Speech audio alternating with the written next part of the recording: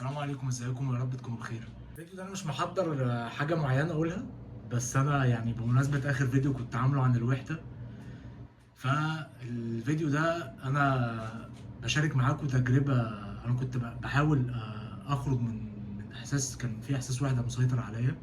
حاولت ان انا اخرج من الاحساس ده وجربت ان انا اسافر لوحدي، وجاي اشارك معاكم السفريه كانت عامله ازاي، والتجربه عموما كانت عامله ازاي معايا، وخصوصا ان دي اول مره في حياتي اجرب ان انا اسافر لوحدي.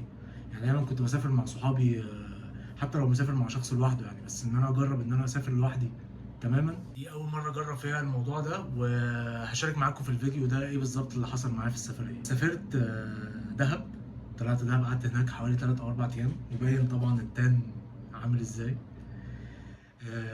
التجربه عموما ان انا اسافر لوحدي كانت تجربه حلوه. الموضوع كان احيانا بيكون غريب عشان ابقى صريح برضو، احيانا احساس الوحده كان بيزيد عندي كمان، بس هي كتجربه تجربه حلوه. انا حاسس ان انا اتعرفت على نفسي اكتر فيها.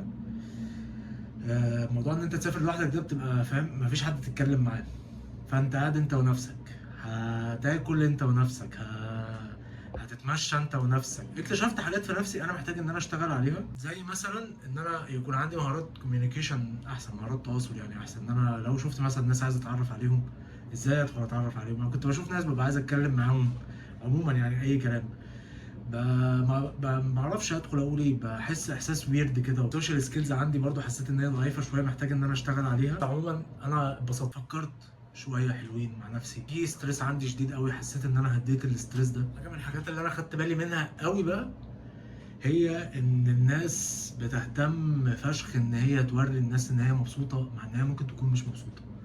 كتير جدا جدا جدا كنت ببقى قاعد في مكان مثلا، ولا شخص فعلا هو قاعد وشه بيقول يا جماعه انا مخنوق انا مش طايق نفسي، وشغال ستوريز وهو ماسك كوبايه القهوه، ستوريز وهو بيصور البحر، ستوريز وهو بيصور المكان اللي هو قاعد فيه، ستوريز وهو بيصور الاجواء اللي حواليه. وهو فعلا يعني هو انا حاسس بطاقه حزن طالعه منه، حاسس بطاقه خنقه طالعه منه، بس هو المهم بالنسبه له ان هو يوري ان هو مبسوط، اهم من ان هو شخصيا يكون مبسوط. دي حاجه يعني مش عارف بصراحه، حاجه غريبه جدا يعني. انا ما اعرفش يعني، ما اتمناش ان انا في يوم من الايام اكون الشخص ده. وبيصعب عليا جدا الناس دي، لان يعني بجد هو همه ان هو ياخد الاتنشن من اللي حواليه.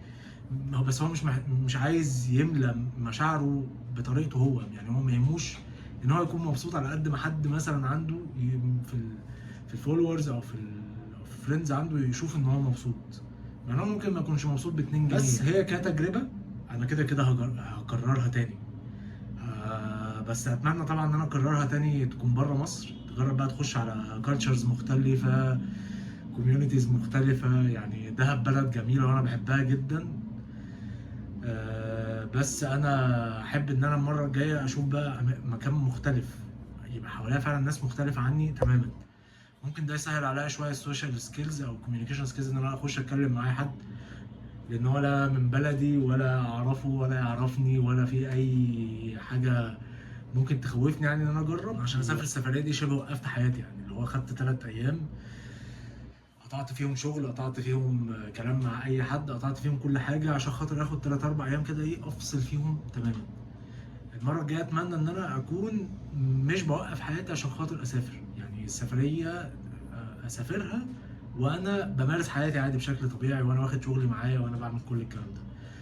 لو حد جرب ان هو يسافر لوحده قبل كده واتبسط او ما اتبسطش الموضوع اصلا معاه باي شكل من الاشكال، اتمنى ان هو يشاركني معاه، يشارك معانا تجربته، وقولوا لي طبعا رايكم في الاضاءه الجديده.